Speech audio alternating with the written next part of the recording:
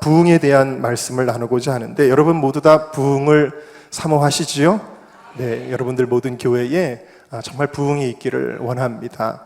그런데 이 부흥의 본질, 또 부흥이 오게 하는 방법, 그것이 무엇인가에 대해서 여러분들과 함께 나누고자 하는데, 오늘 저에게 주어진 시간이 이제 3일 동안의 시간이 있는데, 그 첫 번째 오늘의 키워드는 바로 하나님을 향한, 주님을 향한 사랑입니다. 그래서 오늘 말씀의 제목을 이렇게 정했습니다. 한번 따라해 주시면 감사하겠습니다. 예수님을 사랑하는 방법. 다시 한번요. 예수님을 사랑하는 방법.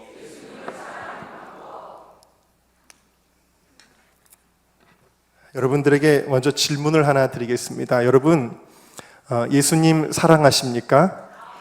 네, 예수님 다 사랑한다라고 여러분들이 고백하셨어요. 예수님 사랑한다고 고백하셨는데, 그러면 예수님 만난 적 있으신 분 계시나요? 예수님 본 적 여러분들 있으신가요? 혹은 예수님 음성 들어본 적 있으신가요? 예수님하고 혹은 손잡아 본 적 있으신가요? 물론 우리가 상징적으로 예수님 만났다, 봤다라고 하지만 그런 거 말고 진짜 보신 적 있나요?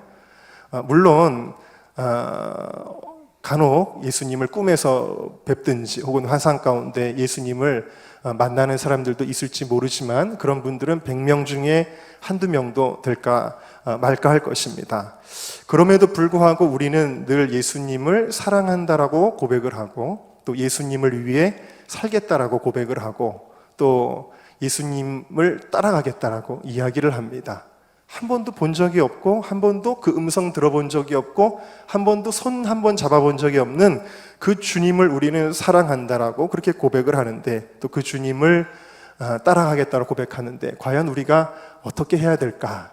이런 질문을 통해서 여러분들과 함께 은혜를 나누고자 해요. 왜 그러냐면, 지난번에 어버이 주일이 얼마 전에 있었는데, 그때 제가 굉장히 깨달았던 것이 있었습니다. 말씀을 준비하고 그러면서 깨달았던 것이 있는데, 늘 부모님을 사랑한다라는 마음은 있었는데, 정말 부모님을 사랑하는 것이 어떻게 하는 것인지를 참 모르고 살아왔구나. 저도 이제 나이가 금년에 45인데 어떻게 보면 그렇게 적지 않은 나이임에도 불구하고 이제까지 늘 부모님을 사랑한다고 하면서도 제 방법이 서투르고 정말 뭘 몰라서, 부모님이 정말 원하시는 것이 무엇인지를 몰라서 부모님 마음을 오히려 답답하게 해드리고, 또 부모님 마음을 아프게 해드릴 때가 너무 많았구나.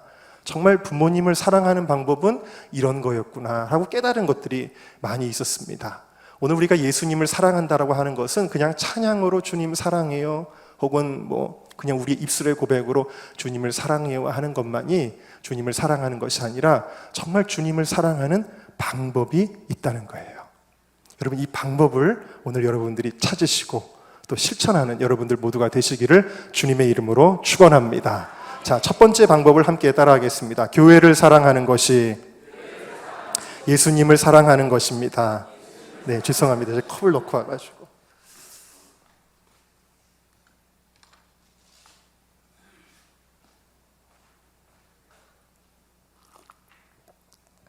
자, 예수님을 사랑하는 방법. 첫 번째는 교회를 사랑하는 것이다 그랬습니다.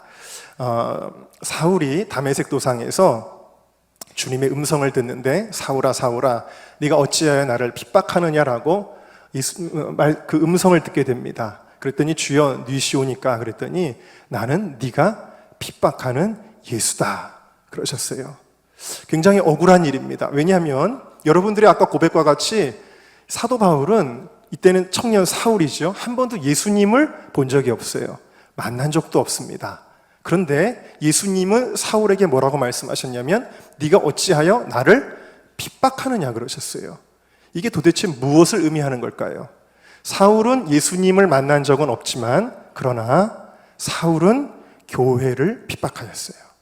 예수님은 교회를 핍박한 사울에 대하여 뭐라고 말씀하시냐면, 네가 나를 핍박하였다라고 말씀하십니다.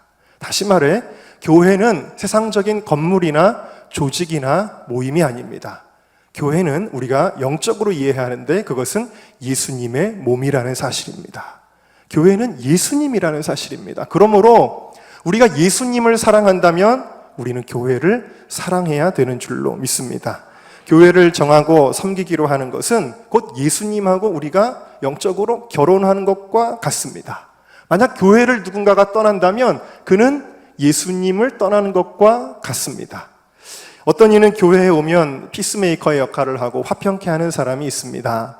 그 사람만 오면 교회 분위기가 좋아지는 사람이 있습니다. 아마 옆에 앉아 계신 누군가가 그런 분이실 것입니다. 바로 그런 사람들은 예수님을 기쁘게 하는 사람입니다. 어떤 사람은 물론 이 잠실지방에는 없을 줄로 믿습니다만 어떤 분들은 그분만 나타나면 교회에 분란이 생기고 어려움이 생기고 풍파가 일어나기도 합니다. 이런 사람들은 예수님의 마음을 불편하게 하는 사람입니다. 여러분, 교회에 자주 나오는 사람은 예수님과 친한 사람인 줄로 믿습니다. 청년들이 연애를 하면 자주 보게 되는 거예요. 오늘 봤는데, 어제 봤는데, 오늘 또 보고, 내일 또 보고, 오늘 보고 헤어졌는데 또 집에까지 바래다 주고, 바래다 줬는데 헤어져야 되는데 바래다 준 사람이 다시 집에 나와서 또 여자친구의 집까지 바래다 주고, 그리고는 또 집에 들어가서 전화를 하고, 그리고 새벽 1시, 2시 새벽 예배 갈 때까지 통화하는, 다들 뭐 그런 경험이 없으신 것처럼 저를 쳐다보시는데, 무엇입니까? 사랑하면 만나고 싶은 것이죠, 여러분. 근데 사랑이 식으면 어떻게 될까요? 여기 지금 저 이상으로 연세가 드신 분들은 다 꿈 같은 얘기지 그러면서 근데 저도 가끔 그럴 때가 있습니다. 제가 우리 청년들, 결혼하는 청년 얼마 전에 만났는데, 목사님 저희 너무 속상해요. 일 때문에 떨어져 있어야 되고 주말에만 만나요. 그랬더니 제가 그랬습니다. 가장 이상적인 부부야 지금. 네, 그랬는데 여러분, 사랑이 식어지면 뭐 자주 볼 일이 없는 것이요. 그러나 여러분, 예수님과 사랑에 빠지면 교회에 자꾸 가게 되는 거예요. 주일만 가는 걸로는 만족이 안 되는 거예요. 아이고, 주여. 네, 생수의 강이 넘칠 줄로 믿습니다. 네, 자꾸 가고 싶어요. 새벽 예배도 가고, 저녁 예배도 가고, 웨슬리 부흥성에도 오늘 오셨지만 내일도 오실 줄로 믿습니다. 모레도 오실 줄로 믿습니다. 근데 교회를 자주 오지 않는 사람들은 예수님하고의 관계가 그저 그런 사이다라는 것이죠. 교회를 자랑하는 사람은 누굴까요? 예수님을 자랑하는 사람인 줄로 믿습니다. 네, 여기 강남중앙교회인데, 강남중앙교회 좋은 교회인가요? 네, 강남중앙교회 교인들만 아멘을 하시는 것 같은데, 여러분, 교회를 사랑한다면 교회를 자랑을 많이 하시기를 주님의 이름으로 축원합니다. 저는 너무 부족한 목회자인데도 불구하고 저희 교인들은 전도를 어떻게 하냐면 자랑하는 걸로 하시더라고요. 그래서 거리에 나가서, 동네에 나가서, 시장에 가서 그저 자랑을 합니다. 저희 교회가 얼마나 아름다운지. 실제로 저희 교회는 정말 그 숲속에 이렇게 교회를 지어놨는데, 서울이지만 숲속에 있습니다, 저희는. 근데 교회 자랑하고, 또 부족하지만 목회자를 또 자랑을 하십니다. 그러면서 우리 목사님의 설교가 너무 좋습니다. 특별히 그렇게 자랑하시는 한 권사님이 계세요. 가족 사람들만 만나면 우리 교회 오세요, 우리 교회 목사님 설교가 너무 좋아요 하시는데, 제가 보니까 그분만 좋으시는 분이거든요. 어쨌든 간에, 그럼에도 불구하고 여러분, 교회를 자랑하는 사람들은 예수님이 좋은 거예요. 예수님이 좋으면 교회를 자랑하게 되고, 반면에 교회를 비난하는 사람들은 안타깝게도 예수님을 비난하는 사람들이다. 그래서 믿음의 사람들은, 다 축복된 사람들은 교회를 사모하고 교회를 사랑하는 줄로 믿습니다. 제가 아까 식사하면서도 우리 목사님들께 말씀을 드렸지만, 결혼을 굉장히 늦게 했습니다. 39에 했습니다. 제가 담임 목사를 시작한 건 35살에 담임 목회를 시작을 했는데, 저희 교회 장로님들이 항상 대표 기도 시간에 우리 목사님 좋은 사모님 좀 허락하여 주옵소서 막 이러죠. 그럼 제가 너무 민망해서, 장로님들 제발 그 기도 좀 하지 말아주세요 하다가 너무 괴로워서, 저는 사실 청년 때 어떤 기도를 했냐면, 저는 주님 한 분이면 됩니다. 저는 돈도 없어도 되고 또 결혼도 안 해도 됩니다, 이렇게 기도를 했거든요. 그래서 하나님이 제 기도를 너무 잘 들어주셔서 결혼할 생각을 안 하게 하셨는데, 우리 장로님들이 너무 기도를 하시니까 도무지 괴롭고 힘들어서 견딜 수가 없어서 그때부터 이제 부모님 말씀에 순종하여 선을 봤는데, 선을 놀라지 마세요, 제가 한 40번에서 50번 정도를 본 것 같습니다. 그리고 거의 99%를 제가 다 퇴짜를 놨습니다. 그 정도로 여러분들 보시기엔 어떨지 모르지만 제가 눈이 조금 높았던 것 같습니다. 그런데 어쨌든 그런 와중에 이제 부모님께서 도저히 안 되겠다 그래서 미국에 부흥성회를 다녀오셨는데 어느 자매를 소개를 받으셨어요. 그래서 상일아, 좋은 자매가 있으니까 한번 연락을 해봐라. 그래서 만나지는 못하지만 이제 이메일로 또 메신저 같은 걸로 이렇게 주고받고 또 서로를 알아가고 친분을 쌓아가기 시작했는데 그때는 이제 싸이월드 미니홈피라는 게 있었어요. 그래서 미니홈피를 저는 선보기 전에도 미니홈피부터 봤거든요. 그래서 예쁘면 나가고 아니 물론 하나님은 우리의 중심을 받으십니다. 네, 뭐 하나님 중심을 받으시지만 그러나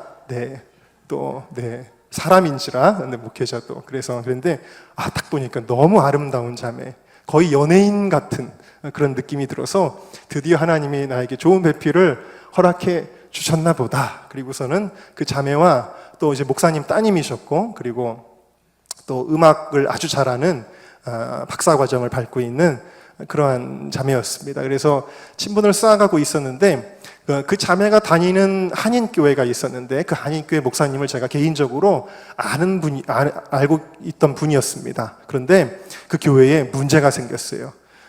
싸움이 일어났는데 쉽게 말하면 교회가 깨진 겁니다. 교회가 항상 가도 시끄럽고 또 은혜가 안 되는 일들이 너무 많이 이렇게 귀에 들려오고 하니까 이 자매가 마음이 불편했나 봐요. 그래서 저한테 이야기를 하는데 교회를 옮기겠다라는 거예요. 근데 저도 형님과 함께 한인 목회를 해봤고 그래서 성도 한 분이 떠나갈 때 목회자의 그 찢어지는 그 마음을 너무 잘 알기 때문에 그 자매에게 이야기했습니다. 교회 옮기지 말고 힘들고 어려워도 그 자리를 끝까지 지키면 하나님이 기뻐하실 것이고 목사님에게도 큰 힘이 될 거라고 그렇게 제가 아주 간곡하게 부탁을 했습니다. 근데 그럼에도 불구하고 이 자매는 자기의 편안함과 또 어떤 자기의 원하는 그 자아 추구를 위해서 결국 그 교회를 떠나버리고 말았습니다. 그런데 그때 제 마음속에 엉뚱한 생각이 들어오는 거예요. 어떤 생각이 들어오냐면 내가 그렇게 교회를 옮기지 말라고 신신당부를 했는데 이렇게 교회를 좀 어렵다고 옮기는 걸 보니까 혹시 내가 병이라도 나면 나를 버리고 떠나가겠구나 하는 이런 엉뚱한 생각이지만 저에게는 굉장히 심각하게 그것이 들려오는 것입니다. 그 자매에 대해서 제가 굉장히 실망을 했습니다. 실망을 했는데 마침 그때가 언제였냐면 제가 지금 이제 금년으로는 이제 8년째가 되는데 홀리위크라고 하는 매년 11월 달에 제가 이제 셋째 시간에 좀 더 자세히 말씀을 드리겠습니다만 그 집회를 하는데 일주일 동안의 부흥 집회를 합니다. 청년들과 함께. 그런데 그 집회에 해금 연주자 자매가 섭외가 됐습니다. 그래서 그 집회에 섬기게 됐는데 사례비도 받지 않고 그리고 매일 와가지고 자기가 섬기겠다라고 그렇게 해서 이제 알게 된 자매가 있었는데 그 자매의 이야기를 듣는 순간 그 자매는요 10년 동안 청년 시절에 교회를 나가지 않다가 하나님을 인격적으로 다시 만나게 된 어떤 계기가 있었어요. 그리고 내가 이제 신앙생활을 잘해야 되겠다 그런 마음을 가지고 교회를 다녀야지. 그리고서는 집에서 나와서 동네에서 제일 가까운 교회 가장 먼저 눈에 띈 교회에 들어가게 됐어요. 주일날. 그 교회가 어떤 교회였냐면 2층 상가에 허름하게 있는 한 20평 정도밖에 되지 않는 개척교회였습니다. 그 개척교회를 들어갔는데 처음에 딱 들어가니까 자기가 생각했던 교회랑은 다른 거예요. 자리는 있는데 성도가 없고 앞에 목사님 계시고 목사님 사모님 그리고 자녀들 그리고 어느 나이 많으신 노 권사님 그리고 성도가 없는 거예요. 그래서 딱 들어갔다가 아이고 내가 잘못 들어왔나 하는 생각이 순간적으로 들었는데 그 예배당에 딱 들어가는 순간에 그 목사님의 눈빛이 달라지시더라는 거예요. 갑자기 열정이 넘치는 설교를 막 하시는데 도저히 그 자리에서 일어날 수가 없었답니다. 그렇게 시작한 신앙생활을 개척교회에서 몇 년 동안을 신앙생활을 했냐면 7년을 했습니다. 7년을 했는데 저희 사모도 제가 아까 식사하면서 우리 목사님들께 그랬는데 저희 사모도 연식이 좀 오래됐습니다. 그래서 결혼을 빨리 해야 되는데 주변에서 걱정하는 거예요. 걱정하니까 다들 뭐라 그러냐면 형제들 많은 큰 교회 가라. 빨리 큰 교회 가면 결혼할 수 있으니까 큰 교회 가라. 근데 그 마음은 알겠는데 그 이야기가 그렇게 듣기가 싫더라는 거예요. 왜 그러냐면 내가 사랑하는 목사님, 내가 사랑하는 성도, 물론 많지는 않지만 내가 사랑하는 교회인데 왜 자꾸 교회를 옮기라 그러지? 그게 그렇게 듣기가 마음에 불편했대요. 그래서 그동안에 쭉 교회를, 개척교회를 섬겨왔다라고 저에게 이야기를 하는 순간 얼마나 비교가 되는지 모르는 거예요. 그래서 그러면서 이제 그 자매에게 마음을 갖게 됐고, 그래서 제가 그 이후로 그 자매를 데리고 살고 있습니다. 할렐루야. 네, 여러분, 교회, 그래서 나중에 그 목사님이 그러시더라고요. 우리 사모에게 정말 딸처럼 여겼거든요. 딸처럼 여겼는데 작은 교회지만 그럼에도 불구하고 예수님의 몸된 교회를 사랑하고 섬기니까 하나님이 사모의 축복을 주셨다. 정말 축복인지 아닌지는 저랑 살아봐야 아시겠지만 네, 어쨌든 그런 축복을 주셨다라고 그렇게 말씀하십니다. 여러분, 교회를 사랑하면 주님이 축복해 주시는 것입니다. 저는 지금 목회도 하고 있지만 여러 가지 국가와 관련된 사역을 많이 하고 있습니다. 북한과 관련된 사역도 하고 있고 청년 사역도 하고 있습니다. 제가 이런 사역에 인발부되게 된 계기가 있습니다. 그게 뭐였냐면 인터넷을 이렇게 2000년대 중반부터 제가 관심 갖게 된 게 뭐였냐면 그 인터넷을 이렇게 보는데 교회는 옛날에도 문제가 있었고 지금도 문제가 있었고 사실 앞으로도 문제는 있을 것인데 굉장히 교회에 대한 비난의 수위가 높아지는 걸 느꼈습니다. 그래서 이게 도대체 뭘까? 인터넷을 보니까 다 기독교를 개독교라 그러면서 욕을 하는 게 막 늘어나기 시작하는 거예요. 지금으로부터 10년 전의 일입니다. 그래서 제가 거기에 대해서 좀 알아봐야 되겠다라는 생각이 들었습니다. 그래서 연구를 하기 시작하고 발로 뛰어다니기도 하고 그랬습니다. 그리고 많은 분들을 만나기도 하고 그러면서 여러분들은 상상도 못할 세계를 제가 알게 됐습니다. 그 안티 기독 운동을 하는 그런 어떤 모체들, 그런 주된 세력들에 대한 것들을 제가 그 당시에 알게 됐습니다. 불행한 것은 그때만 해도 안티 운동을 하는 어떤 주체가 뚜렷하게 있었는데 오늘날에는 안티에 의해서 전 국민이 안티화돼서 이제는 그런 것이 좀 의미가 없어지긴 했습니다만 그때만 해도 놀라운 세계를 알게 되고 그때부터 제가 안티 기독 운동에 대한 대처하는 이런 세미나 강의를 많이 다니게 됐습니다. 그래서 우리나라의 유명한 대형 교회들도 제가 그 강의를 가지고 다 세미나를 한 적이 있습니다. 그런데 제가 이 세미나를 하고 또 이런 것에 대해서 마음 아팠던 이유 중에 하나가 뭐냐면 여러분 그렇잖아요. 여러분들의 부모님을 여러분들 다 사랑하시잖아요. 근데 누가 부모님을 욕한다 그러면 여러분들 마음이 어떨까요? 부모님을 욕하면 그래 우리 부모님도 좀 비난도 들으셔야 돼 이렇게 생각하는 사람은 아무도 없을 거예요. 부모님을 사랑하는 마음이 있다면 네가 누군데 우리 부모님을 욕해? 그러면서 이 거룩한 분노가 치밀을 것입니다. 근데 제가 느끼게 된 건 뭐냐면 이렇게 교회를 비난하는 것들이 있는데 한국 교회가 대응하는 일이 너무 미미하다라는 걸 느꼈어요. 한 가지 말씀을 드리면 여러분 뉴스 기사 같은 것들 인터넷 포털에 뜨는 기독교에 아주 치명타를 입히는 기사들 중에 10개 중에 8개는요 사실은 좀 우리가 억울하게 당하는 것들이 사실은 많습니다. 근데 그럼에도 불구하고 어쨌든 잘못한 것이 있다 할지라도 너무 이 수위가 높기 때문에 제가 이런 것들이 너무 마음이 아팠어요. 그 마음이 아팠던 이유는 교회는 예수님과 같기 때문이에요. 그래서 예수님이 막 모욕을 당하는 것 같아서 하나님의 이름이 회방을 당하는 것 같아서 제 마음이 견딜 수가 없는 거예요. 여러분 사무엘상 17장에 보면은 블레셋의 군대가 이스라엘을 애워싸고 있습니다. 여러분 이스라엘은 어떤 나라입니까? 하나님이 함께 하실 때는요 애굽의 군대를 이제 하나님께서 물리쳐 주시고 출애굽하여 가나안 땅을 향해 나아갈 수 있게 하셨던 분이 하나님이시고요. 그 어떤 군대, 아말렉 군대든지 암몬이든지 모압이든지 그 어떤 군대도 하나님이 함께 하시면 승리케 하신 그러한 민족이 이스라엘 민족이세요. 그렇기 때문에 블레셋 신들 하나님이 함께 하시면 문제될 것이 없잖아요. 그런데 이상하게 그 사무엘상에 보면은 하나님은 이스라엘과 함께하지 아니하십니다. 함께하지 않는 거예요. 하나님이 팔짱 끼고 구경만 하고 계신 거예요. 왜 그럴까요? 여러분 그 이유가 뭘까요? 그것은 하나님의 이름이 회방받음에도 불구하고 정말 거룩한 분노를 가지고 누가 하나님의 이름을 모욕하냐며 나서는 단 한 사람이 이스라엘 군대 가운데 없었기 때문입니다. 왕으로부터 모든 백성에 이르기까지 두려워 떨었다라는 건 무엇입니까? 목숨만큼 하나님을 사랑하지는 않았다라는 증거예요. 하나님은 그러니까 함께하지 아니하시는 거예요. 그런데 이런 하나님을 회방하는 것을 보고 견딜 수 없었던 작은 소년이 있었습니다. 그가 바로 다윗이지요. 네가 누구간데 할례 받지 아니한 네가 감히 사신 하나님의 이름을 모욕하느냐? 너는 칼과 창과 단검으로 오고지만 나는 여호와 만군의 여호와의 이름으로 내게 나아간다. 무엇입니까? 이 소년 다윗은 자기의 목숨보다도 주님을 더 사랑했다라는 사실이에요. 주님을 사랑하는 사람 한 명이 나타날 때에 팔짱 끼고 계시던 주님이 이스라엘과 함께하여 주셨습니다. 오늘날 이스라엘은 한국교회와 같은 것입니다.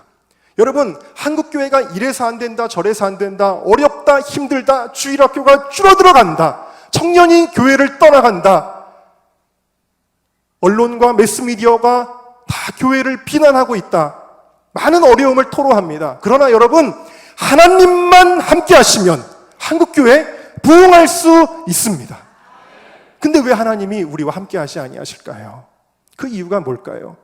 그것은 우리가 하나님을 향한 첫사랑을 잃어버렸기 때문입니다. 첫사랑을 잃어버렸기 때문이에요. 여러분, 인터넷에도요, 하루에 수만 개, 수십만 개의 하나님을 모욕하는 글들이 넘쳐나는데도 우리는 나의 문제만이 그것이 다예요. 하나님의 이름이 영광이 훼손받는 것에 대해서 마음 아파하는 사람들이 너무나 없는 거예요. 제가 강의를 하면서 되게 안타까웠던 것 중에 하나가 뭐냐면, 여러분, 얼마 전까지만 해도 모든 욕, 은어, 그리고 어떤 지역이나 인종이나 이런 것들을 비하하는 말들은요, 금치거라 그래서 써지지를 않았습니다. 욕을 쓰고 싶어도 어떻게 됩니까? 뭐 땡땡땡땡땡땡 처리가 되고요, 혹은 아예 써지지를 않는다든지 그런 식으로 되어져 있는데, 불과 얼마 전까지만 해도 개독이란 말은 아주 잘 써졌습니다. 그래서 몇 년 전에 한국교회 언론회에서 네이버라고 하는 그 큰 회사에 편지를 그 서신을 보냈습니다. 개독이라는 말은 뭐예요? 종교를 비하하는 말이니까 그걸 금치고로 해달라 그랬더니 답변이 왔습니다. 이 사람들이 얼마나 기독교를 가볍게 여기는지를 알 수 있는 답변인데, 그 답변이 뭐냐면, 개독이라는 말은 개신 기독교의 약자이기 때문에 그것은 금칙으로 지정할 수가 없다라는 그런 답변이 왔습니다. 그 정도로 한국교회가 무시당하고 있다라는 거예요. 그래서 그 이후에 제가 또 편지를 보냈습니다. 개신 기독교라고 하는 그런 말에 대해서 문제의식을 가지고 그래가지고 편지를 보내고 했습니다. 왜냐하면 네이버의 그 포탈의 댓글 원칙에 보면은 종교, 인종 뭐 이런 것에 의해서 비하하는 단어를 쓸 수 없다라고 되어져 있거든요. 그리고 제가 강의를 다니면서 또 변호사분들 또 이런 분들과 또 이야기를 하고 그랬는데, 다행히 여러분, 이게 왜 심각한 문제냐면, 여러분, 이런 의식은 결국 뭘로 이어지게 되냐면 반기독교 정서는 반기독교적인 법들이 만들어지게 되는 거예요. 그리고 이런 것들은 결국에는 합법적으로 기독교를 핍박하는 것이 안티들의 전략인데, 개독이라고 욕하면서도 이거는 괜찮아 하는 의식이 들어가는 거예요. 계속 기독교를 비하하는 거는 괜찮아, 기독교를 욕하는 거는 괜찮아, 이것이 온 국민들의 마음속에 들어간다라는 사실이에요. 다행인 것은 얼마 전에 네이버에서 이것을 금칙어로 지정하게 되었습니다. 할렐루야. 이런 소식을 들으시면 여러분 또 기분이 좋으셔야 되는 거예요. 왜? 교회는 예수님이시니까. 여러분, 오늘 한국교회도요, 교회를 사랑하는 사람들이 일어나야 돼요. 여러분, 다윗이 들끓는 마음 가지고 저거 누굽니까 할 때 형 뭐라 그랬습니까? 너 교만한 녀석, 가만히 있어, 네가 뭔데 나서려고 그래. 여러분, 오늘 이 엘리압과 같은 사람들이 한국교회에 너무 많아요. 교회가 욕먹을 때 함께 교회를 향해서 손가락질하는 거 쉬운 일입니다. 누가 못해요. 그러나 정말 교회를 사랑하는 사람은, 여러분, 노아가 술 먹고 엎드려 있을 때에 함은 떠벌리고 비난하기에 바빴지만 아버지를 사랑하고 존중했던 두 아들 셈과 야벳은 아버지의 허물을 덮어주었던 거예요. 교회를 사랑하는 마음이 회복돼야 됩니다. 왜? 교회는 조직이 아니기 때문에, 교회는 예수님이기 때문에, 교회에 대한 사랑을 회복할 수 있는 저와 여러분 모두가 되시기를 주님의 이름으로 축원합니다.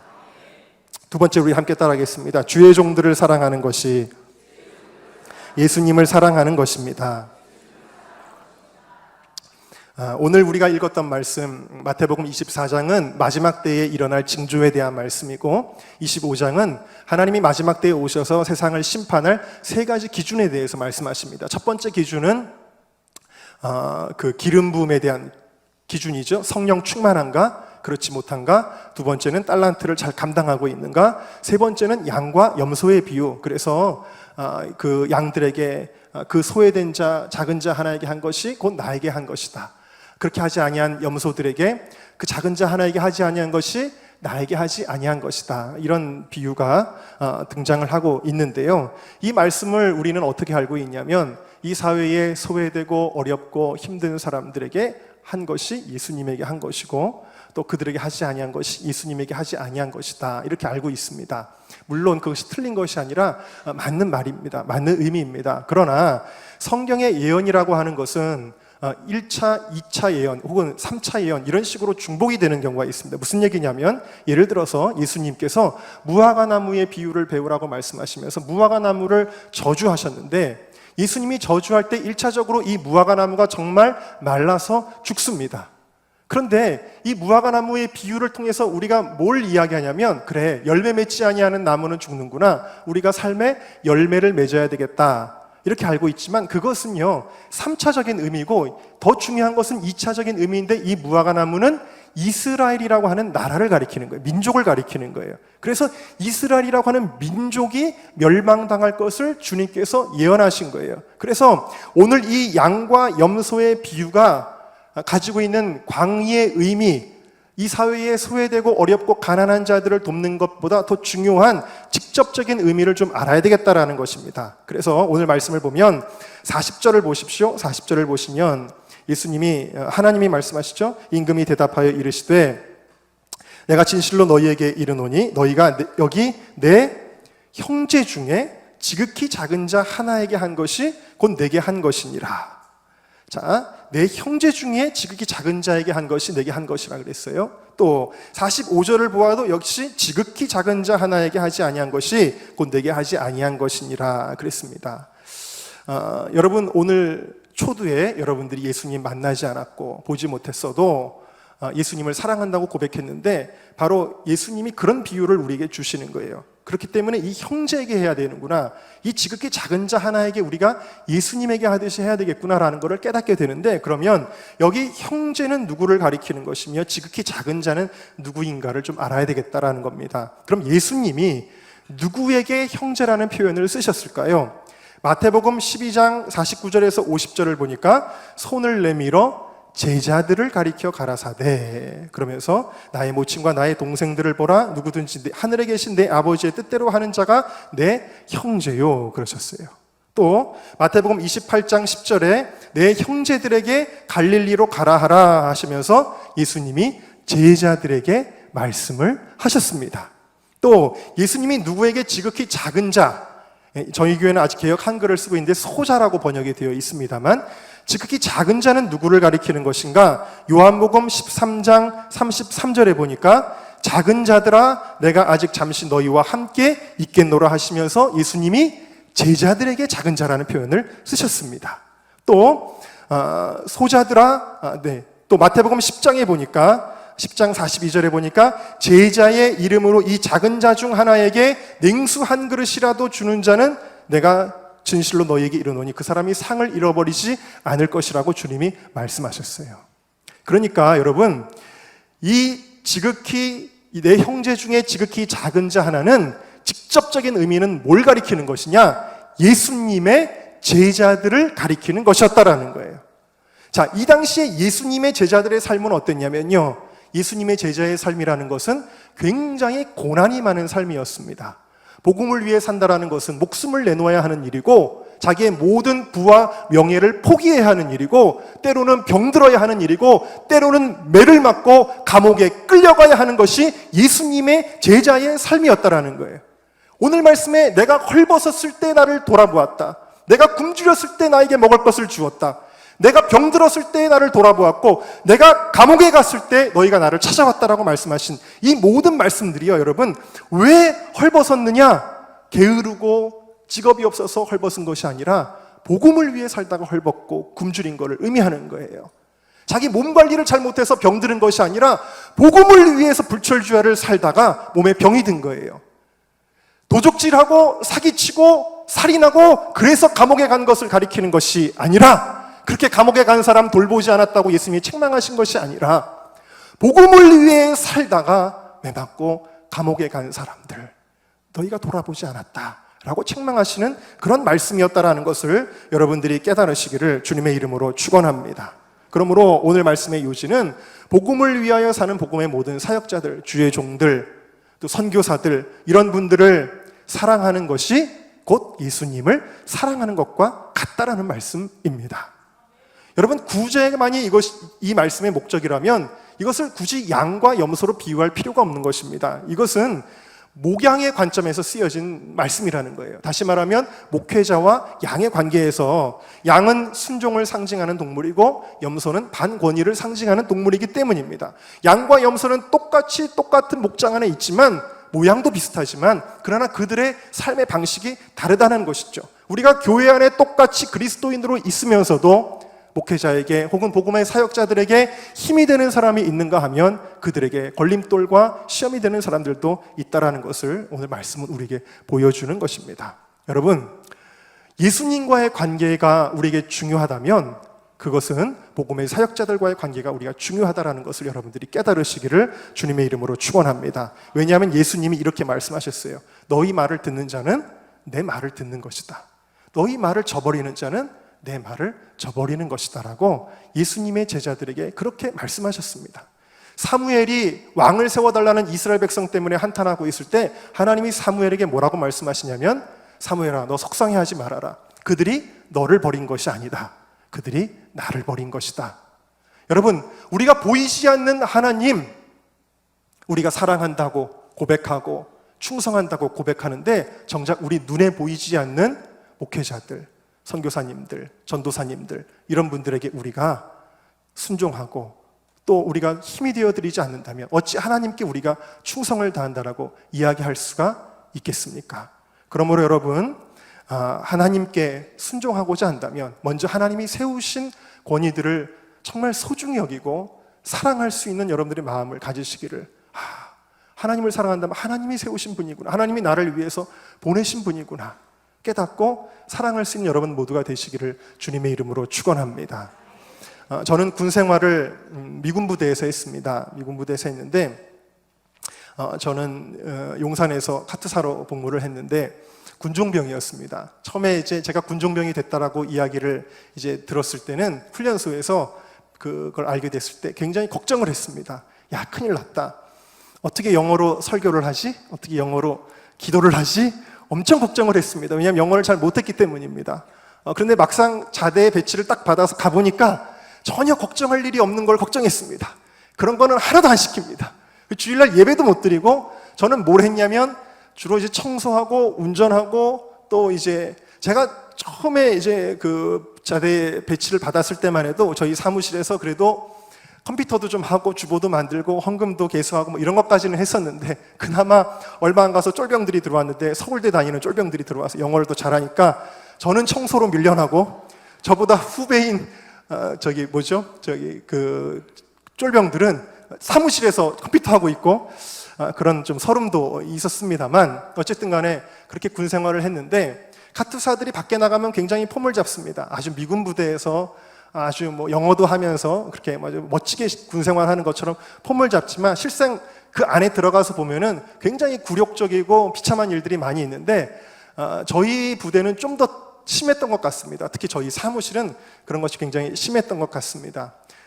카투사로 가는 이유 중에 하나는 주말에 자기 시간 보내기 위해서 길을 쓰고 가는 건데 주말에 예배들이 있으니까 예배를 섬기느라고 일을 했죠. 그러면은 보통 목회자들은 월요일이 휴일인데 카투사도 월요일에 휴일 줘야 될 거 아니에요. 그런데 월요일에도 나와서 일하라는 거예요. 거기서부터 불만이 생기기 시작했고 그 외에도 너무 이 한국 사람을 하대하고 이런 것들 때문에 막 울분이 있었는데 제가 그때 좀 이런 게 좀 그런 게 있었습니다. 그래서 굉장히 어려운 일을 당했고, 제가 채플린 두 분, 군종 장교죠.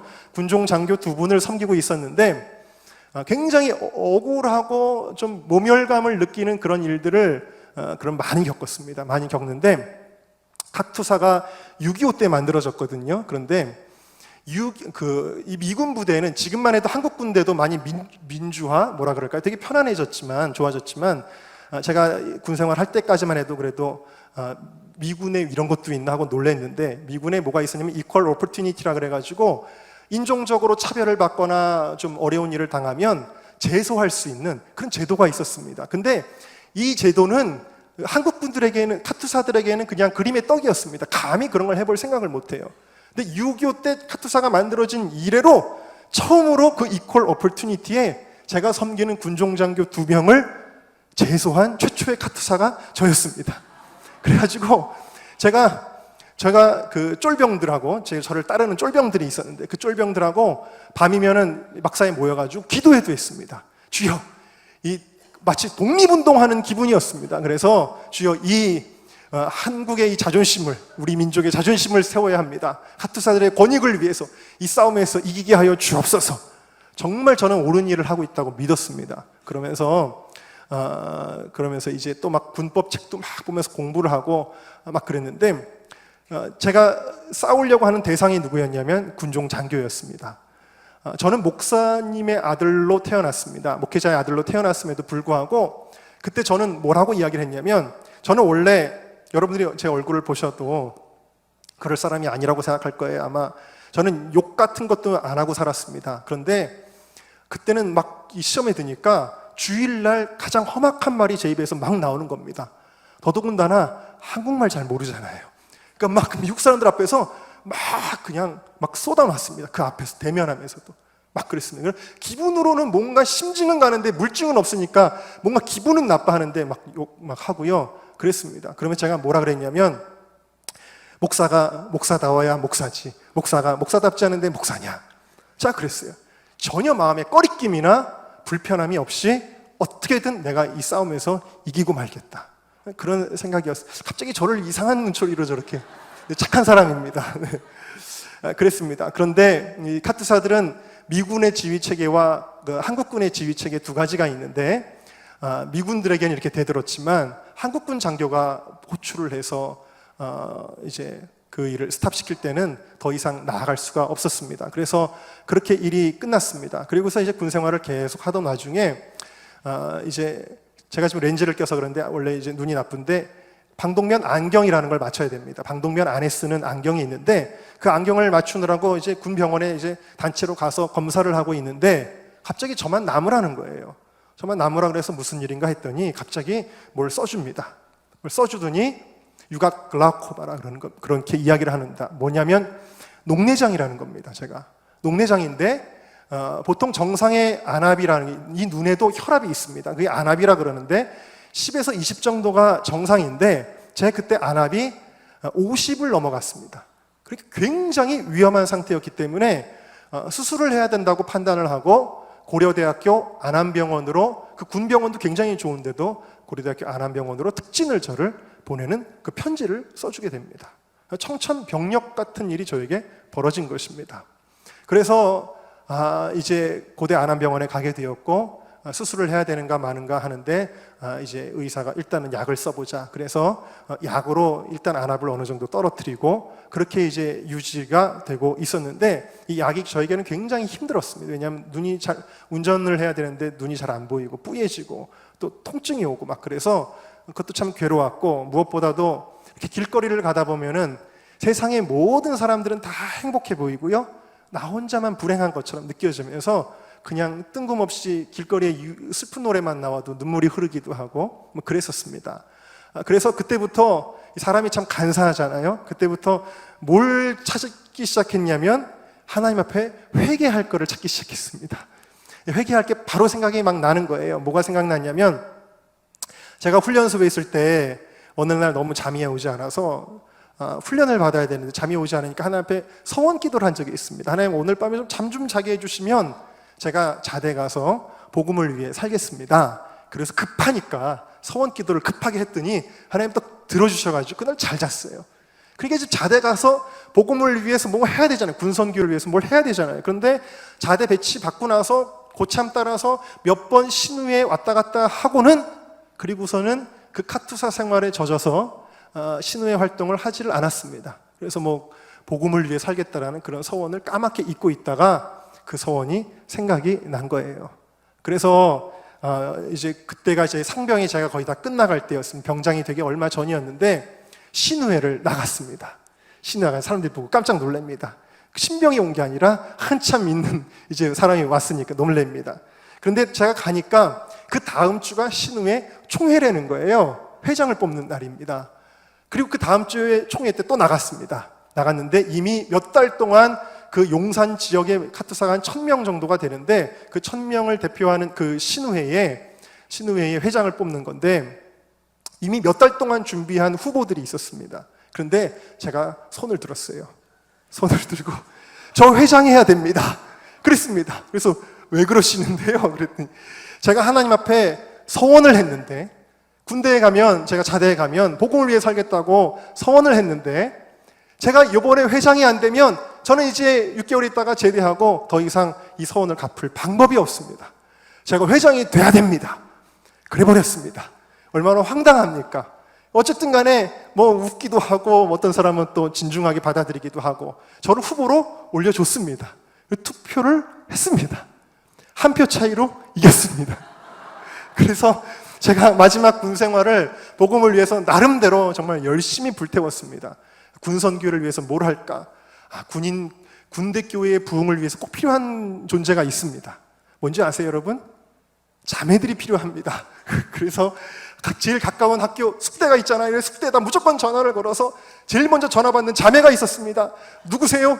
제가 걸을 건 누구세요? 그럽니다. 그리고서는 저는 뭐 순복음교회 무슨 캠 뭔가 하는 그 동아리인데 저희 도와주세요. 그래서 막 자매들도 데려와가지고 우리 좀 섬겨달라고 막 이렇게 하면서 열심히 했는데 그렇다고 해서 제 눈이 좋아지지는 않았습니다. 또 생각난 것인데 하나님 앞에 새벽기도 서원한 게 있는데 제가 한 달인가 40일인가를 서원을 했었는데 꼭 20며칠 날 깨지고 20며칠 날 깨지고 자꾸 신경질이 나가지고 그걸 포기했는데 또 생각이 나가지고 제대한 이후에도 그 서원을 또 다 갚았습니다. 그래서 눈이 좋아지지를 않습니다. 결국 광주에 있는 모 기도원에 올라갔습니다. 올라가서 기도를 하는 거예요. 하나님, 제가 어떠자 이런 병에 걸렸습니까? 그러면서 기도를 막 하는데, 막 한 게 아니라 기도를 하려고 그러는데, 여러분 그런 거 아세요? 기도를 하려고 하는데 기도가 너무 안 되는 거. 진짜 기도가 너무 안 되는 거예요. 답답하고 그냥 앞뒤 사방으로 꽉 막힌 것 같고 도무지 기도를 할 수가 없는 거예요. 그래서 이거 어떻게 하면 좋지? 기도원에 기도하려고 올라왔는데 아무것도 안 할 수는 없으니까 갑자기 마음속에 성경을 읽으라는 감동이 딱 오는 거예요. 그래서 성경을 읽어야 되겠다. 그래서 성경을 읽는데 그럼 성경을 어디를 읽죠? 그런데 사무엘서를 읽으라는 감동이 갑자기 제 마음속에 탁 오는 겁니다. 그래서 그냥 무작정 사무엘서를 읽기 시작했습니다. 1장을 읽고 2장을 읽고 한참을 계속 읽었습니다. 그렇게 읽다가 제가 말씀 앞에서 완전히 꼬꾸라지게 되는 사건이 생기게 됩니다. 그 말씀이 무엇이었냐면 사울이, 그 악한 왕 사울이 다윗을 죽이려고 할 때에 다윗이 사울을 없앨 수 있는 기회를 얻었습니다. 그럼에도 불구하고 그가 뭐라고 고백을 하냐면 하나님의 기름 부으신 종에게 내가 손을 댈 수 없다. 근데 그 말씀이 정말 주님께서 저에게 주시는 말씀으로 이것이 너의 죄다 라고 주시는 것이었습니다. 그래서 그 자리에서 제가 꼬꾸라지고 회개하기 시작하는데 그토록 기도가 안 됐는데 그냥 기도원 갔을 때만 안 된 게 아니라 사실 몇 달 동안 기도가 안 됐습니다. 그런데 그때 기도의 문이 확 열리면서 하나님의 은혜가 막 오는 것이었습니다. 당장 부대를 다시 찾아갔습니다. 그리고 제가 그토록 나름 열심히 괴롭혔던 그 군종 장교 그 앞에 무릎을 꿇었습니다. 그리고 내가 잘못했습니다. 저를 용서해 주십시오. 라고 이야기를 했고 됐다. 돌아가라고 이야기를 했습니다. 그래서 하나님의 은혜로 제가 그 이후로 약을 쓰지 않았는데도 불구하고 물론 그때 어느 정도 데미지를 사실 입었습니다만 하나님이 지금까지 제 눈을 이렇게 그리고 지금까지 사역할 수 있도록 저를 지켜주신 줄로 믿습니다. 여러분, 이 목회자를 사랑한다는 것이 단순히 사람에게 잘하라는 의미로 말씀드리는 것이 아님을 여러분들이 아시기를 바랍니다. 제가 매년 초에 연초에 우리 성도님들이 세 가지 1년 동안 내가 하나님 앞에 약속해야 될 세 가지 약속, 서원과 하나님이 금년에 이것만큼은 들어주세요 하는 세 가지 서원을 써내게 합니다. 송구영신 예배 때. 그러면 그 송구영신 예배 이후에 제가 그 서원, 소원 카드, 성도님들이 써내신 카드를 들고 기도원에 올라갑니다. 기도원에 올라가서 우리 성도님들, 우리 장로님들, 권사님들이 쓰신 그 기도 제목들을 이렇게 보면서 기도를 합니다. 기도원에 가서 기도를 하는데 제가 금년에는 특히 좀 많이 울었습니다. 왜 많이 울었냐면 우리 장로님들도 연로하신 분들이 너무 많고 우리 권사님들도 연로하신 분들이 너무 많아요. 그래서 제가 그분들을 위해서 기도해드리고 하는 것도 참 부족한데 소원 카드에 저 안 아프게 해주세요. 저 무릎 튼튼하게 해주세요. 저 허리 좀 안 아프게 해주세요. 저 당 좀 떨어지게 해주세요. 이런 것만 쓰셔도 부족할 텐데 어쩜 그렇게 약속이나 하신 듯이 소원의 첫 번째에 은정교회 담임 목사님 건강하게 해주시고 우리 목사님 어디를 가든지 하나님 함께 해주시고 다들 그런 걸 쓰시는데 제가 그 기도의 제목을 읽다가 도저히 이 눈물을 참을 수가 없는 거예요. 막 눈물이 막 쏟아지는 겁니다. 지금 또 제가 그러는데 너무 고마운데 막 성도님들을 향한 우리 장로님들, 우리 권사님, 우리 집사님들을 향한 축복의 기도가 시키지 않아도 안 나갈 수가 없는 하나님 제가 저같이 부족한 종을 그래도 우리 성도님들이 이렇게 사랑해 주시고 섬겨주시는데 하면서 막 축복이 나가는데요. 여러분 이삭이 야곱을 축복할 때 맛있는 음식을 대접받고 축복하는 이유는 부모의 마음이 즐거움을 통해서 축복하셨다라고 생각을 합니다. 근데 막 마음이 너무 감사하고 고마우니까 너무 축복이 되고 내가 어떻게 하면 이분들을 위해 더 열심히 목회할 수 있을까 그런 마음이 막 드는 것입니다. 여러분 하나님의 역사는요 사랑할 때 이루어지는 줄로 믿습니다. 목회자는 성도들을 사랑하고 성도들은 목회자를 사랑하면 하나님이 아름다운 일들을 이루어 주시고 한국교회 가운데도 그런 일들을 행하실 줄로 믿습니다. 우리 세 번째 함께 따라하겠습니다. 이웃을 사랑하는 것이 예수님을 사랑하는 것입니다. 다시 한번요. 이웃을 사랑하는 것이 예수님을 사랑하는 것입니다. 네, 큰 의미에서 오늘 말씀은 아까 말씀드린 대로 우리가 지나치지 않고 어렵고 힘든 사람들 돌볼 때에 주님은 기억하신다라는 거예요. 내게 한 것이다라고 주님 기억하신다라는 거예요. 여러분 그 암 분야에 있어서 권위자이신 원종수 박사님을 여러분 많이 들어보셨죠? 이 원종수 박사님 미국에서 하버드 대학교를 수석으로 졸업하시고 또 디트로이트 암센터 뭐 이런 데서 아주 세계적인 석학으로 존경받는 분이시지 않습니까?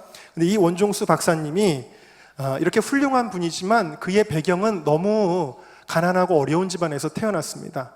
아버지가 안 계시고 홀 어머니 밑에서 형제들과 함께 자랐는데 가난해도 너무 가난해서 하루하루 끼니를 잇는 것이 어려울 정도로 그렇게 가난한 집에서 살았지만 그 어머니가 신앙교육만큼은 철저하게 시키셨답니다. 그래서 아이를 꼭 깨워서 새벽에 새벽 예배를 데리고 가고요.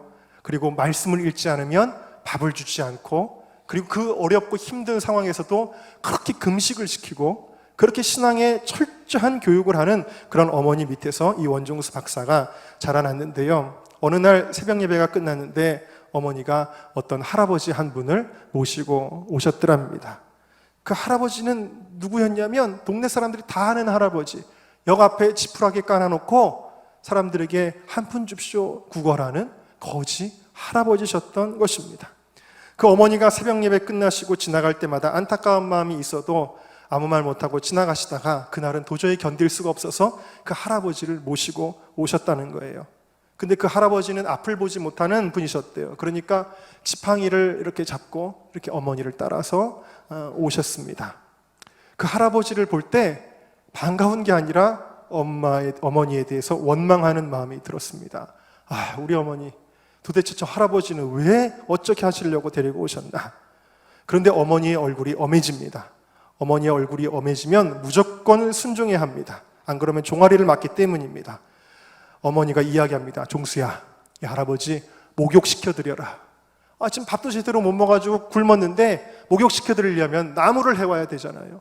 그래도 어머니가 너무 엄하시니까 어렵게 이렇게 나무를 해와서 불을 떼고 물을 길어다가 물을 끓여서 할아버지 목욕을 시켜드려야 되는데, 이 할아버지가 수십 년 동안 얼마인지 모르겠습니다만 오랫동안 목욕이라는 거는 한 번도 해본 적이 없는 할아버지니 이 옷을 벗겨드려야 되는데 이 옷이 그냥 더러운 옷 정도가 아니라 똥딱지가 딱딱하게 붙어있더랍니다.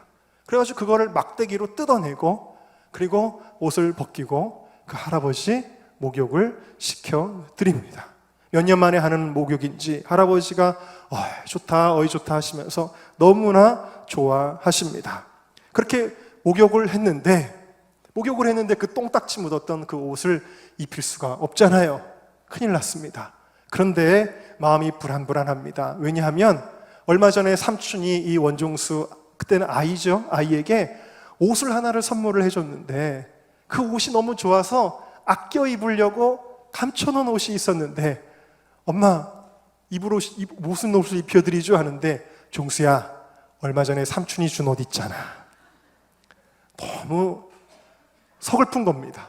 내가 아껴 입으려고 했던 옷인데. 그럼에도 불구하고 어머니 명령에 순종할 수밖에 없어서 그 옷을 입혀서 드립니다.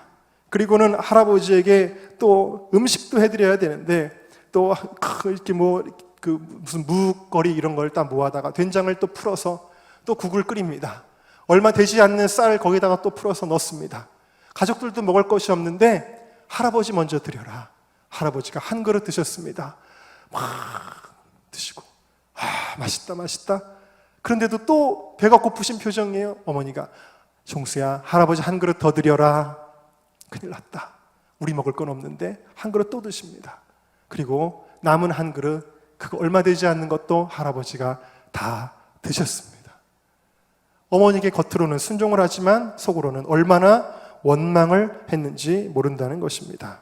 그래서 할아버지를 그렇게 모시게 됐는데 놀라운 일이 벌어지게 됩니다. 그 가정이 너무나 가난하고 어려운 가정이었는데 겨울철이면 더 먹을 것이 없어서 힘든데 이상하게도 누군가가 갑자기 이 집에 김치를 갖다 줘라, 이런 마음이 들어서 그 집 앞에다가 김치를 놓고 갔다라는 거예요. 또 어떤 사람은 기도하는데 그 집 생각이 나서 쌀을 가져다 주라고 해서 쌀도 갖다 놓고, 어떤 사람은 지나가다가 미역도 놓고 갔고, 그래서 그 한겨울 동안 얼어 죽지 않고 굶어 죽지 않고 오히려 풍족하게 그 한겨울을 지나게 되어졌습니다. 그리고 그 가정에 성령의 은사가 있으니까 나중에 이 할아버지도 예수님 믿고 막 예언을 하는데 그 가정을 향한 축복의 예언을 하게 되었다라는 거예요. 어쨌든 그런 일들이 있고 세월이 지났습니다. 이 원종수 박사가 나중에 성공을 해서 미국에서 알아주는 한인 성공한 사람이 됐으니까 한인 유학생 어떤 집회가 있었는데 그 집회에 강사로 초빙을 받게 되었습니다. 집회가 시작하기 전에 이제 제가 아까 여기 앞자리에 앉아 있었던 것처럼 앞자리에 딱 앉아서 이 원종수 박사님이 기도를 했답니다. 하나님, 오늘 이 유학생들에게 제가 어떤 이야기를 해야 될까요?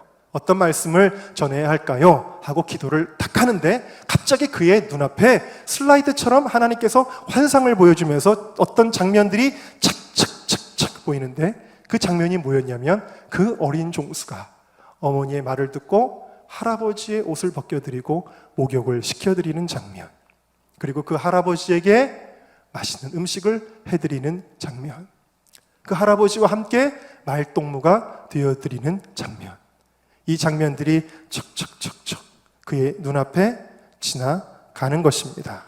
그러면서 그 원종수, 그 박사의 마음 가운데 예수님의 음성이 들립니다. 그게 나였다. 종수야, 내가 그날 얼마나 추웠는지 몰라. 내가 그날 얼어 죽었을지도 몰라.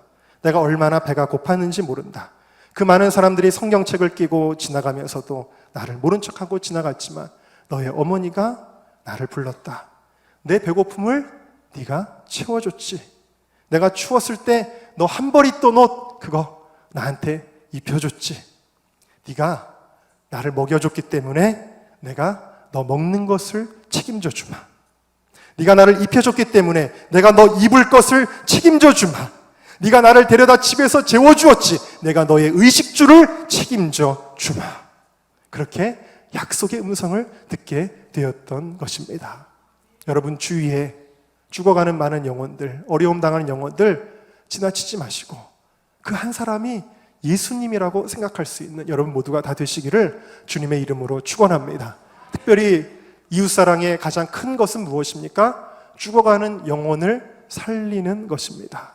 그리고 한 영혼을 천하보다 소중히 여겨서 무엇보다도 복음으로 은과 금은 내게 없지만 우리가 있는 것 복음 아니겠습니까? 그 복음으로 많은 영혼들 구원해내는 여러분 모두가 다 되시기를 주님의 이름으로 축원합니다.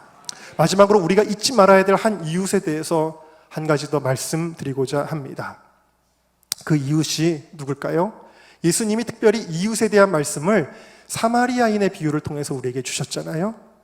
한 사람이 강도를 만나서 길에 피투성이가 되어 쓰러져 있을 때 대제사장도 그냥 지나가고 레위인도 그냥 지나가고 오직 레위인이 그 강도 만난 자를 주막에 데려다가 상처를 약을 발라주고 옷을 입혀주고 돌보아 주었다. 예수님이 말씀하십니다.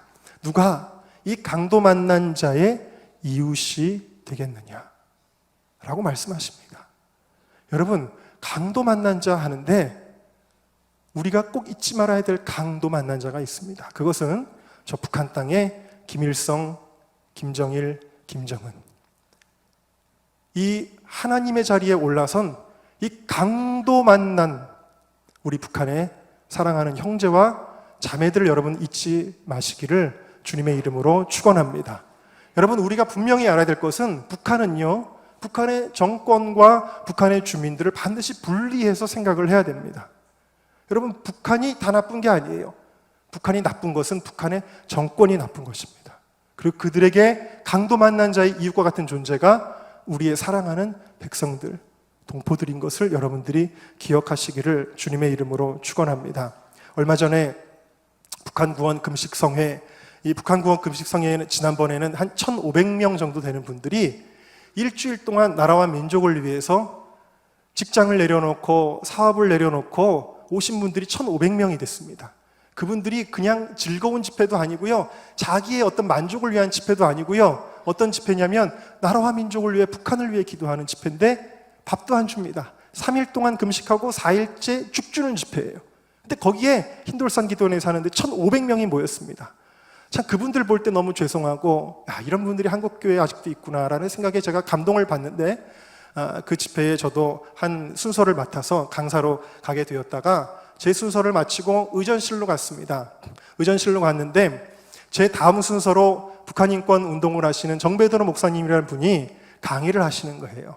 강의를 하시는데 제가 참 충격을 받았던 장면이 있었는데 그림으로 이렇게 보여주시는데 북한의 어떤 지하교회 성도는 이제 수용소에서 고문을 받는데 기도하는 거를 이 사람들이 조롱하면서 야 너희들이 하나님께 기도를 한다고? 그러면서 기도를 이렇게 손을 모아서 하니까 이 기도하는 손에 나사와 너트를 가지고 이렇게 뚫어가지고 이걸 너트로 아예 계속 기도는 하라고 그러면서 이렇게 뚫어버렸다라는 그런 증언을 하는 겁니다. 그래서 제가 그게 너무 믿어지지가 않아서 옆에 있던 교수님에게 물었습니다. 그 교수님이 이제 북한에 대한 사역하시는 교수님 저거 진짜예요? 저거 좀 과장한 거 아니에요? 그랬더니 실제로 그런 증언들이 있습니다 라고 이야기를 하는 거예요.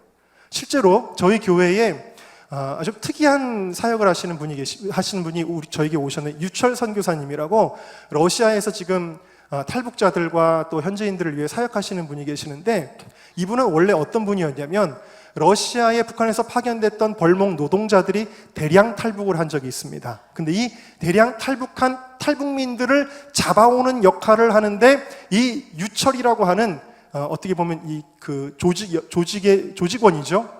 이 사람이 아주 대단한 활약을 한 겁니다. 탈북자들을 색출해가지고 다 잡아오는데 혁혁한 공을 세우는데 그때 이분이 이제 나중에는 이분이 그 러시아에 온 단기 선교팀에 의해서 자살 직전에 이분이 회심하는 일로 해서 지금은 선교사가 됐습니다만 지금도 잊지 못하는 한 지하교인이 있다라고 이야기하는 거예요. 그 탈북민 중에 잡아온 벌목공 중에 한 명이 예수 믿는 사람이었다는 거예요. 예수 믿는 사람인데 이렇게 막 때리니까 이 사람이 뭐라 그러냐면 당신도 아픈데, 맞으면서 아픈데 뭐라 그러냐면 당신도 예수님 믿고 구원받으셔야 합니다. 그런다는 거예요. 더 때립니다. 그러면 그럴수록 당신도 예수님 믿고 꼭 구원받으셔야 됩니다. 그런다는 거예요. 그것에 감동을 하는 게 아니라 이게 마귀의 역사죠. 완전히 돌아버리는 겁니다. 그 말을 자꾸 하니까. 그래서 그분의 진짜 고백인데 그 예수 믿는 탈북자를 질질 끌고 밖으로 끌고 나왔답니다. 그리고 그 사람을 눕혀놓고 자기가 직접 그게 뭐죠? 이 돌아가는 거? 갑자기 그 기계가 생각이 안 나는데 중기계 불도저를 자기가 몰아가지고 다리를 아예 밀어버렸답니다. 마귀가 역사하면 왜 그렇게 했느냐? 자기는 주체 사상에 완전히 빠져 있는 사람이기 때문에 그 사람은 정말 반동분자고 그렇게 해서 마땅한 사람이라고 전혀 마음에 꺼리낌이 없고 오히려 그렇게 해놓고 오히려 속이 시원했다라는 거예요. 그럼 북한에서 일어나고 있는 일들, 우리가 이렇게 편안하게, 제가 아는 한 청년이 있습니다. 그 청년이 기도하는 중에 환상을 봤는데요. 어떤 환상을 봤냐면 청년들이 교회에서, 요즘 청년들 막 교회 오라 그래도 안 오잖아요. 그러면 어떤 학생들도 그렇고 막 피자 먹이고 레크레이션하고 즐거운 거 해가지고 막 하잖아요. 그런데 그런 장면이 먼저 보이더래요. 막 즐겁게 찬양하고 당신은 사랑받기 위해 태어난 사람하고 막 이런 장면들이 남한교회 청년들의 모습이 이렇게 보이더래요. 그런데 그 장면 다음에 지도가 이렇게 보이더니 북한에 이와 같이 고문당하는 지하교회 교인들의 모습을 하나님이 보여주시더라는 거예요. 그리고 나서 예수님이 그 북한 땅을 끌어안으시고 막 눈물을 흘리시고 계시다. 그 눈물이 북한 땅을 향해서 막 떨어지고 있는 모습을, 그 모습을 환상을 보고 그때부터 북한 사역에 헌신하고 있는 한 청년을 제가 알고 있습니다. 여러분, 오늘 우리는 나의 문제 때문에 속상해하고 나의 문제 때문에 힘들어하고, 여러분 저는 청년 사역을 하고 있지만 청년들에게 제가 진짜 절대 하지 말라는 말이 있어요. 그 말이 뭐냐면 요즘 유행어 헬조선이란 말 하지 말으라 그래요. 하나님의 축복을 모르는 정말 저주받을 말을 요즘 청년들이 합니다. 그런데 정말 우리가 힘들어하는 문제 알고 보면요, 여러분, 그 북한에 우리 동포들이 당하고 있는 그 일에 비하면 정말 아무것도 아닌데 우리는 그들을 위해서는 과연 내 문제만큼 아파해 보았는지요? 내 문제만큼 한번 울어보았는지요? 내 문제를 놓고 금식하듯이 그들을 위해서 우리가 금식을 하고 있는지요? 여러분, 제가 확신하건대 저희 교회도 여러 가지 집회들이 있지만 특별히 수요일 날에는 오직 나라와 민족을 위한 주제로 기도회를 합니다. 그런데 제가 확신하는 거는 뭐냐면요, 나의 문제를 위해서 내가 병 고침 받거나 내가 은사 받거나 내가 사업이 잘 되거나 하는 문제를 놓고 기도하는 것도 좋아요. 그런데 그렇게 기도할 때 하나님이 임재하시는 것보다 정말 나라와 민족을 위하여, 특별히 북한을 위하여 기도할 때는 하나님이 기뻐하시더라고요. 하나님이 임재하시는 게 너무 강하게 느껴집니다. 여러분, 오늘 한국교회의 부흥, 하나님의 소원을 이루어드릴 때 올 줄로 믿습니다. 지금 하나님의 마음은 저 북한을 향해 있는데 우리의 마음은 과연 주님의 마음과 같이 북한을 향해 있는지 우리가 되돌아보아야 할 것입니다. 반드시 우리나라의 하나님의 통일은 주시겠지요. 그러나 언젠가 주님은 우리에게 물으실 것입니다. 너는 그들을 위해 무엇을 하였느냐? 너는 그들을 위해 무엇을 하였느냐? 우리 교회 성도님들은 월요일 날 한 끼를 금식하십니다. 그리고 한 끼 금식한 것을 탈북민을 구출하는 데 써달라고 북한 구원 금식 헌금으로 다 드리십니다. 여러분들에게 그렇게 하라고 말씀드리는 것은 아닙니다. 그렇게라도 해야 되는 겁니다. 그런데 뭔가 해야 됩니다. 주님을 위해서, 이 땅의 부흥을 위해서. 다시 한번 하나님 사랑, 그리고 교회 사랑, 이웃 사랑, 영혼 사랑, 이 민족 사랑하는 마음 회복할 수 있는 저와 여러분 모두가 다 될 수 있으시기를 주님의 이름으로 축원합니다.